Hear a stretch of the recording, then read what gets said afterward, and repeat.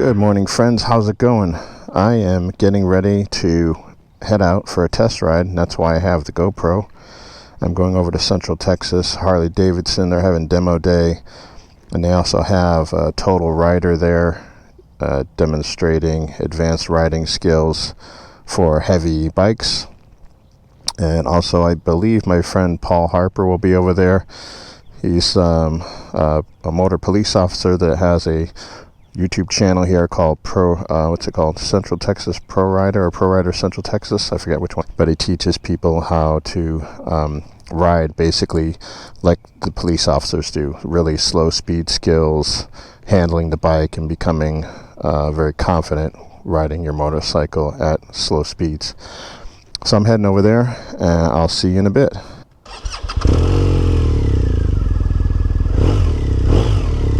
Yeah, today I'm going to try and ride a street glide, a road glide, and a breakout if time permits. Those are my three kind of favorite bikes to kind of try out. I've never ridden any of them. I've only ridden a Lowrider S, and that was a lot of fun. I did a video about that a while ago. It was my first Harley that I rode. Okay, there's the big American flag. We're coming up on Harley Davidson here.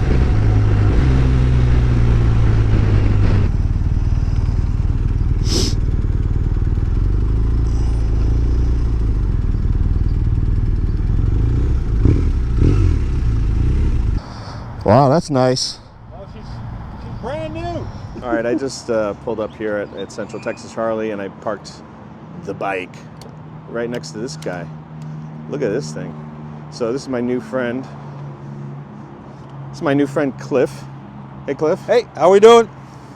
And he's got himself a brand new 2024 CVO Pan America. Pan America. Yeah. I was going to say Panigale because we were just talking about that. But that's a little different. That's a little bit different bike there. But look at this guy. This thing is sweet.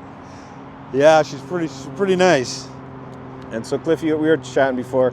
You've got a couple other bikes. Yeah, I've got a KTM 1190 Adventure R, which is it's such a beast.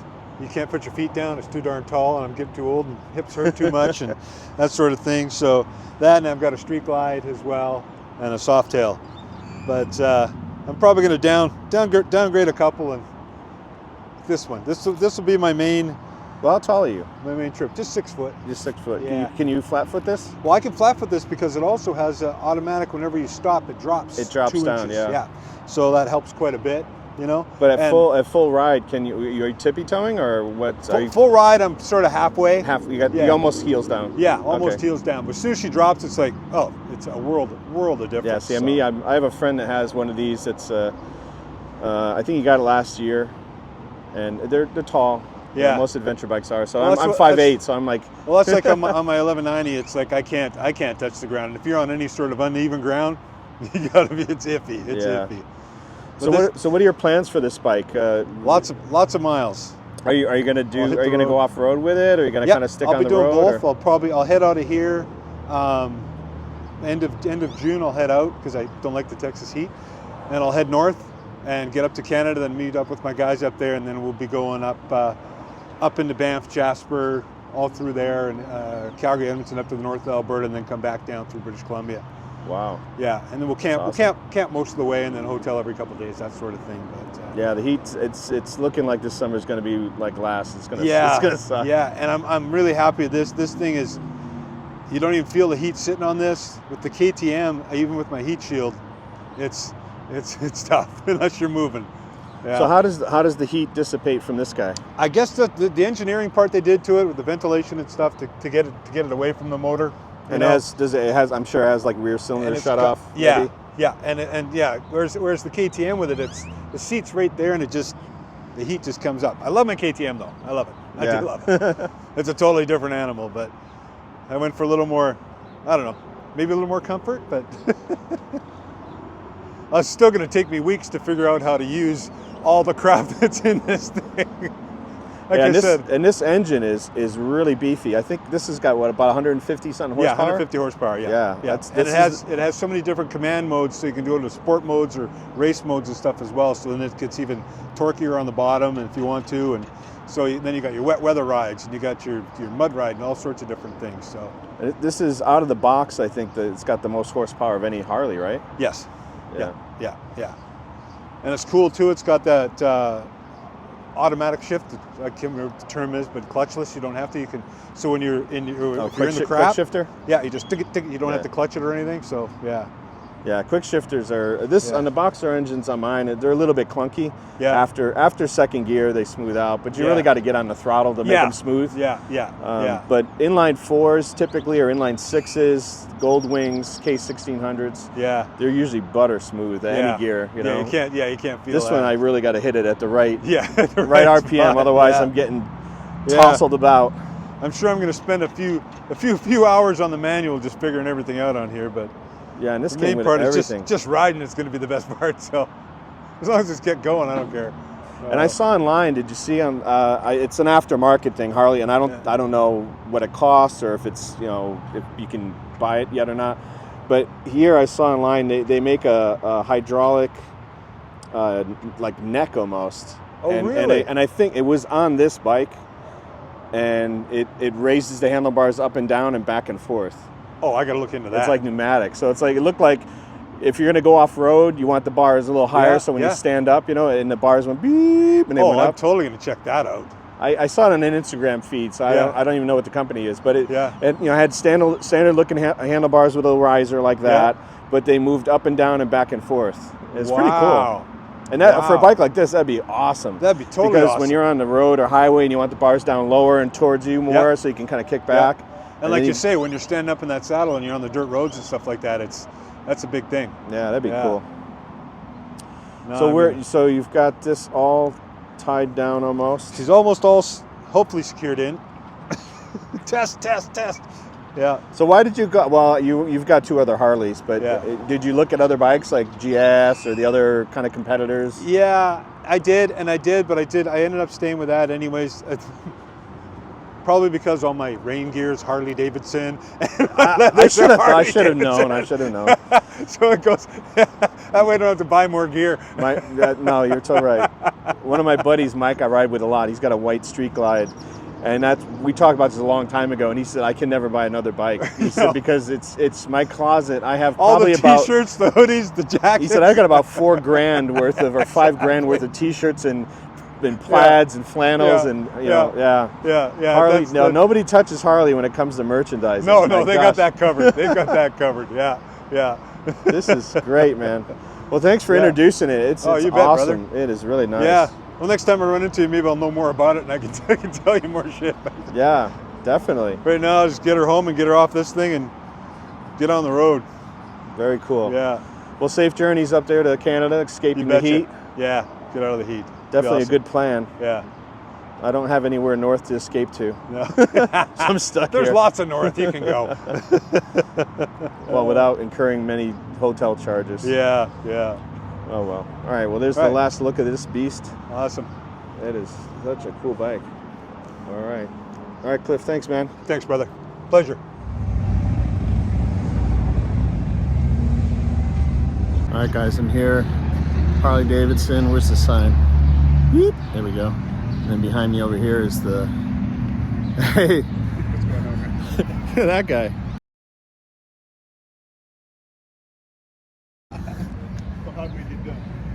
Yeah, I will. So here's the lineup of bikes we got today. Here's the lead bike. This is our Escort. And here we are waiting for the next ride. So we've got a lowrider ST, I believe that is. This is, I think, a Fat Boy. I don't know. I'm not going to say the names because I'm probably messing them up. So let's just go through and check it out.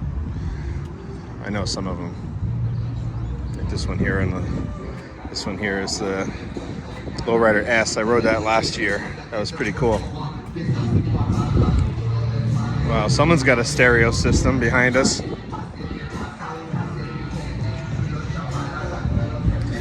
And here's our other Escort riding the trike. So here's the bike I'm gonna ride. Look at that. It's nice and shiny. It's got some nice rise on those bars. I've got this scheduled for 1 o'clock, this blue Street Glide with the 117. basically the same bike, just you know, the fairing is attached to the forks. Here we've got the sign up area to sign up, and they check your license and all that good stuff.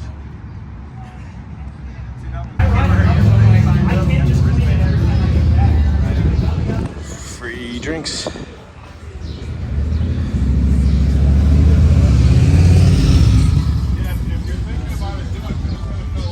Yeah, they got some barbecue going on over here, and then this is the MSF, or not MSF, Total Rider is their flag over there. Total Rider's doing some demonstrations, I guess.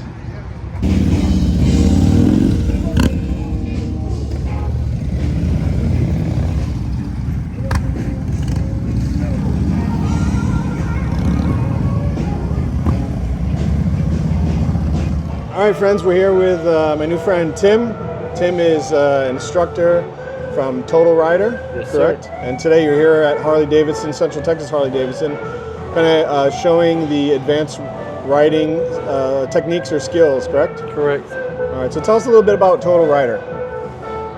Total Rider is a motorcycle program here in Austin. We teach basic motorcycle riding skills. We teach you how to get your license for motorcycle riding. We also teach an intermediate class for those that have been riding, maybe do not have their current license, but you do have prior experience. We have a class for that to come in, just a licensing class to take that. We also offer an advanced riding techniques class, which is advanced riding. Motorcycle riding for a few years, you have a bike, you want to get used to how that bike operates, or what you're comfortable with the bike doing, or what you're not comfortable with the bike doing.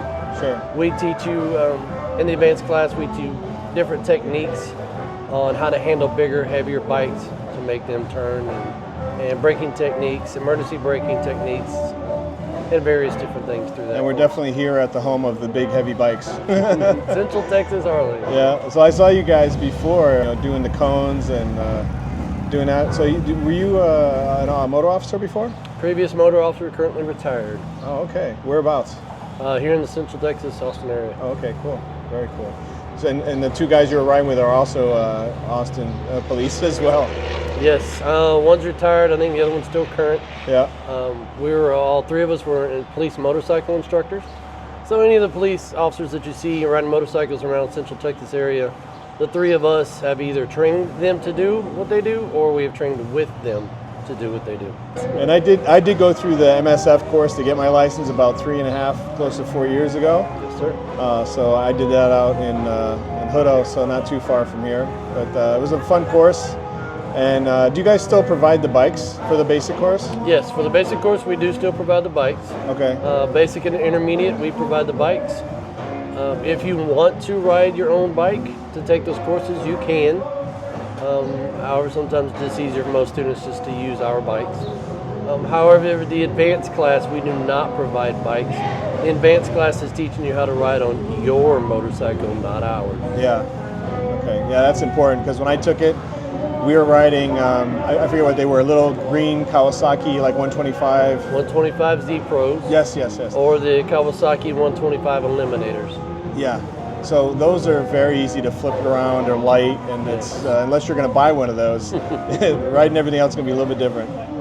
Right. All right. And is the intermediate class the same? Like how long is it? Is it a multiple days or is it a one-time deal? The intermediate class is a one-day class. Okay.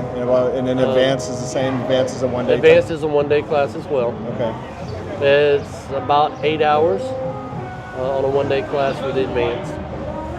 And is there any, the obvious benefit here is to the rider themselves and improving their skills, but do insurance companies recognize any advanced courses like that? I know they recognize the basic course, but if you go into advanced levels, will you see any improvement on insurance, do you think?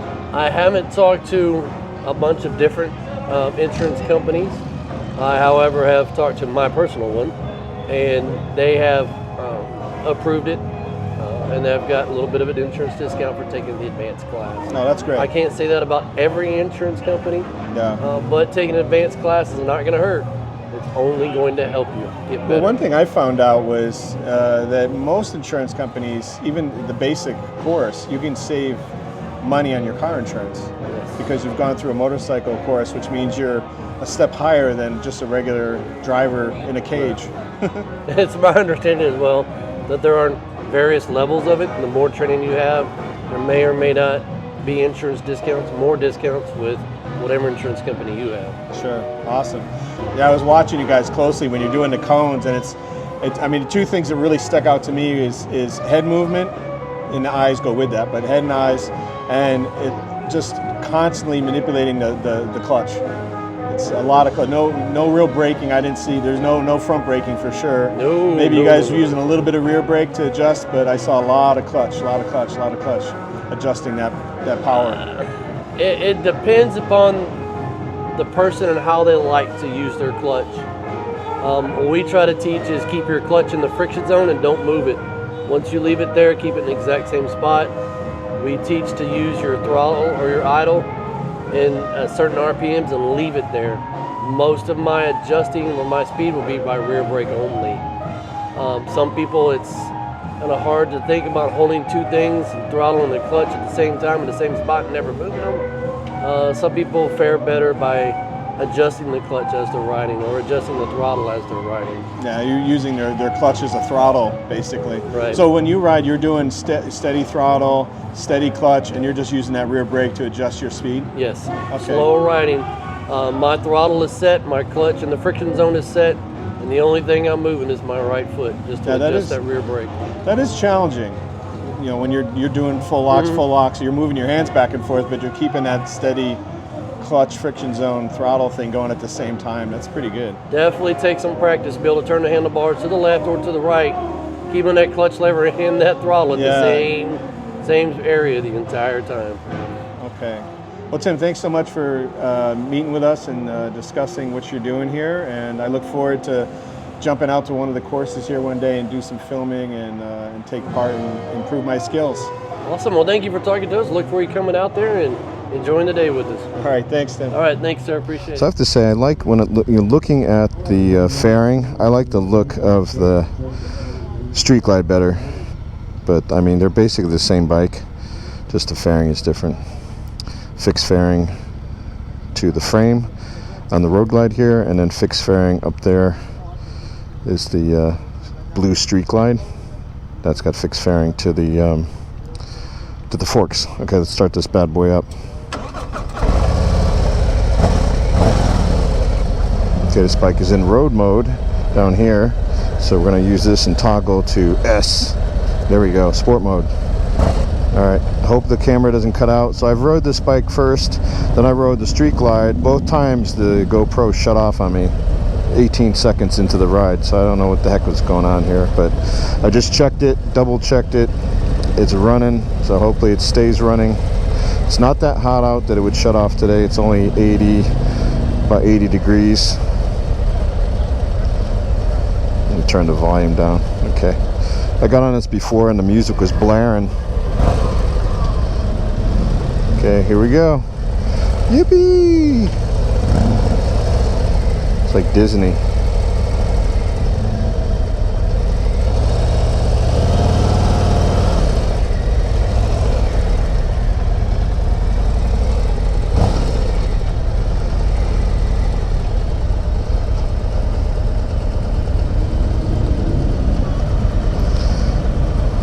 Okay.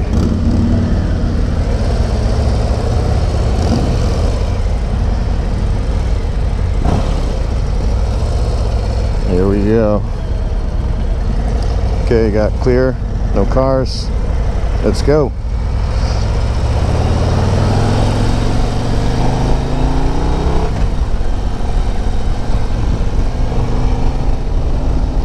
Okay, wind visor down.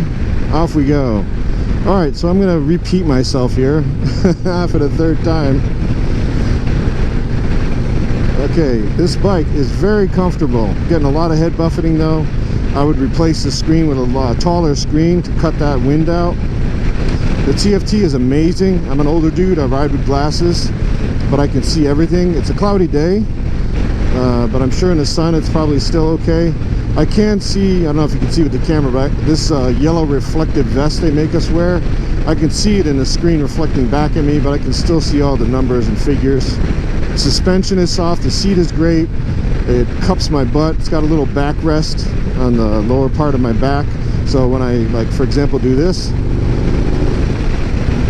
woo, hit a little torque there, I just feel so planted in this seat, and the little backrest is nice.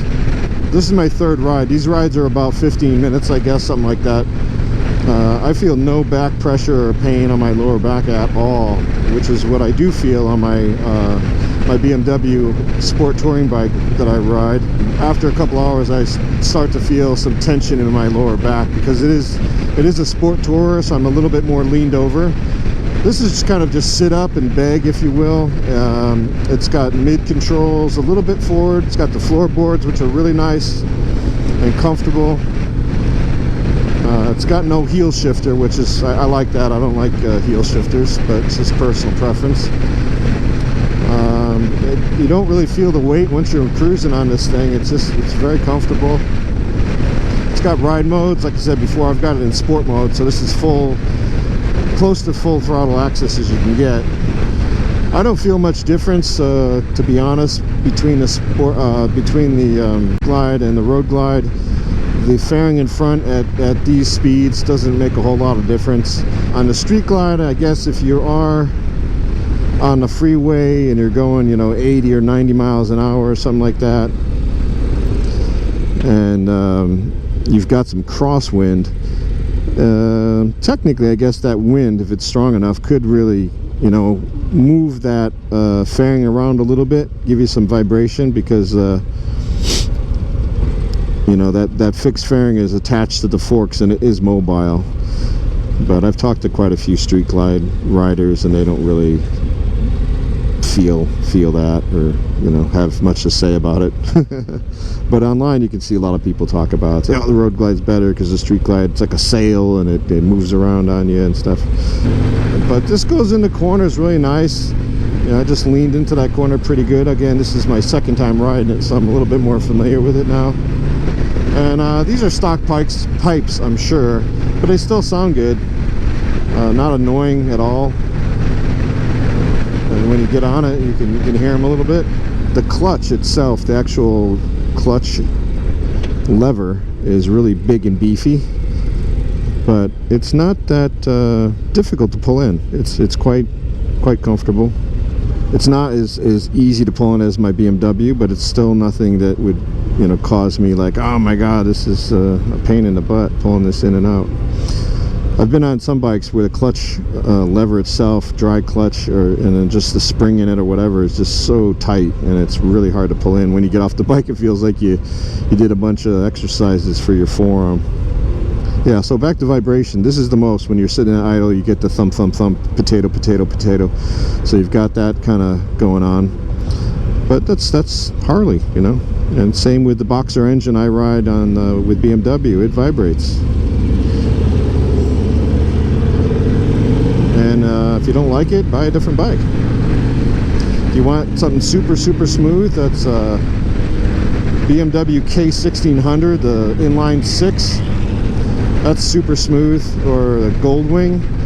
Both of those are like riding on a cloud. You don't feel anything.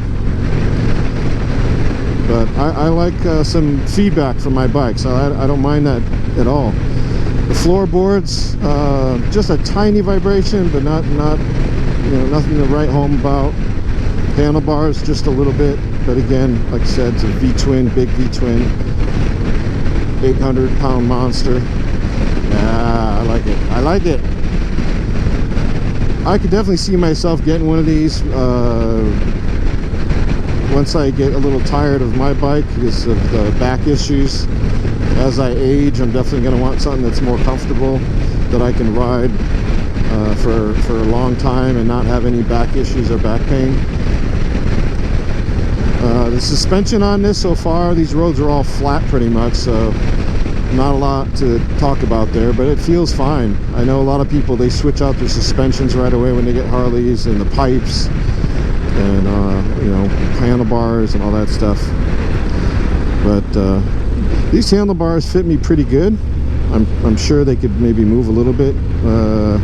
Not really. I mean, they're pretty comfortable, and the seat's nice. I like it. I think the only thing I would do to this right out of the gate would be a taller windscreen, or maybe if they make one that you can like move up and down. I don't know if they do, but something like that. Probably a stage 1, you know, get some slip-ons, give it a, you know, crisper sound.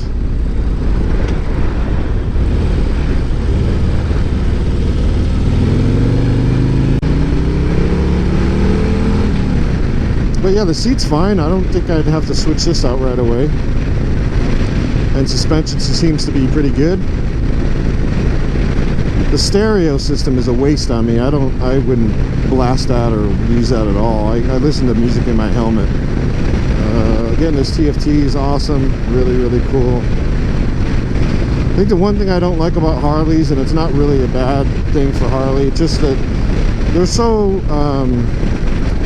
see, if I lean forward a little bit, I get behind, I get a little bubble right here, and it's a lot more quiet. And I sit back up, I get lots of head buffeting. But anyways, back to what I was saying about Harley. They're just, you know, they just sell so many Harleys, especially in, you know, states like California and Texas and other states where there's good motorcycle weather, that when you go out on the road, if, like, for example, I have this Road Glide, and Road Glides are really popular because of the Bagger series, the race bikes. So I think a lot more people are buying Baggers. When you go outside on the street, you're going to see a whole bunch of people riding the same exact bike you are, maybe even the same color. And I don't like that. You know, I want to be a little bit different. I like going to the bike meetups, and people see my BMW and they say, "Wow, what kind of BMW is that? I've never seen that before." It's nice, and I only know 2 guys that have the same bike as me, just different colors. But how many people do I know that have a Road Glide? Quite a few. How many people do I know that have a Street Glide? Quite a few. So, you know, if it's a kind of a peeve of yours, or something you don't like me, that's really going to force you to dump a bunch of money into the bike, you know, kind of customizing it, maybe even a paint job if you want to go that far, to make to make the bike your own, and kind of differentiate it from all the other Road Glides on the road or all the other Street Glides. I mean, one thing is, you know, you're going to see a bunch of Street Glides and Road Glides on the road, but the 2024s are different. The fairings look different. You know, of course, the biggest difference is going to be this, you know, awesome TFT, and then the engine. So even out of the box, you're only coming across bikes, excuse me, I just burped there. You're only coming across bikes that are the same as yours, that are 2024s, that are brand new. So even the 2023s don't look the same. Just little effort, and you can see I'm just going back and forth. It's very comfortable, and I like the floorboards. You know, I don't know. I'm used to pegs, but after 2 or 3 hours, you got to kind of move your feet around on pegs. Sometimes on longer rides, your feet get numb in whatever spot you're stuck on. But floorboards are just, you know, super comfortable. Just put your feet there, and just like I said, it's a recliner on 2 wheels. My friend Mike, he's got a Street Glide, and now I know, you know, really what he's talking about. He always calls his bike the recliner. And you know, that's what it is. It really is a comfortable bike. I'm 5'8". 30-inch inseam approximately. I fit this bike perfect. My legs can reach the shifter and brakes, no problem. I can flat foot it on the ground, no problem. So the seat height on this is probably, I'm guessing, 27 inches or 26, something like that. I use the quick shifter a lot on my bike. I get really used to it. I use the clutch on first to second usually, and then after that I'm just quick shifter all over the place. But this doesn't have a quick shifter, but it's kind of nice, just, you know, taking your time and shifting the gears using the clutch again. Because my bike is more of a sporty bike, and it's got a lot of expressive torque. I'm always using the quick shifter because the bike's in a hurry. It wants to take off. Whereas this bike, you know, it can take off. Definitely, it's got the torque to move you.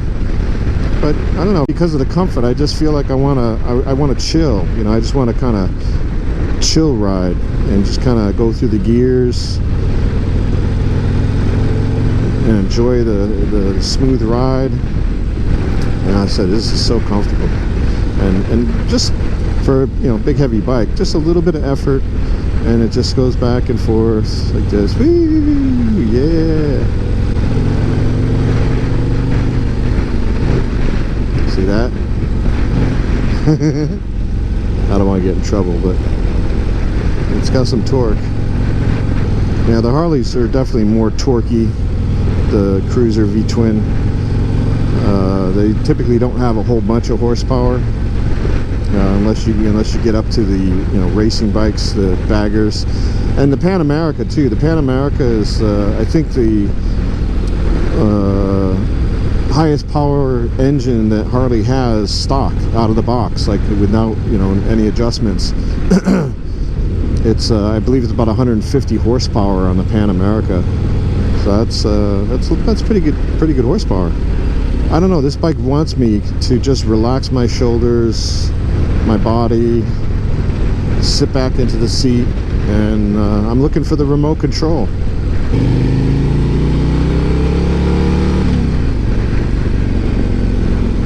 This ride's coming to an end.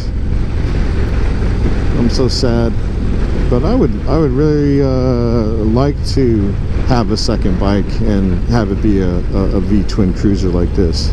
But, you know, like many of us, just can't. I just don't want to add all that extra financial burden to myself right now. You know, it'd be more insurance, more mechanical issues, takes up more space in the garage, more gas, more this, more that, but a lot more fun. You know, just for those days that I want to, you know, chill out and go do some long miles and relax. This would be nice. Let me get my last little Harley sound in before I get off. Yeah, buddy. Alright. Thanks for the ride, bud. Alright, now the kickstand. Harley kickstands scare me. They have so much play in them. When you lay the bike over, it goes before it catches. I know it's not going to fall down, but it always scares me.